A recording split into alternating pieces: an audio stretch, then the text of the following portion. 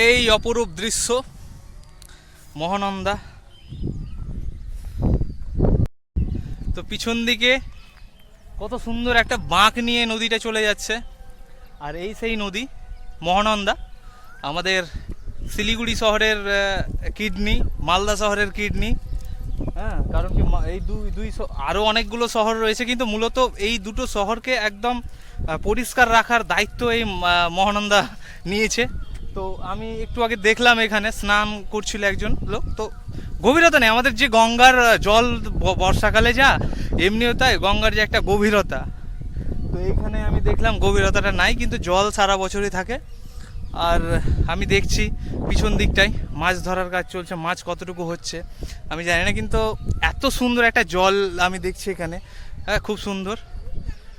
আর মানে যে ধার দিয়ে বয়ে গেছে সেইটা কিন্তু দেখার মতো একটা জায়গা মহানন্দার। তো টাটা, বাই বাই, অন্য কোনো ভিডিওতে দেখা হবে। এই সমাপ্ত।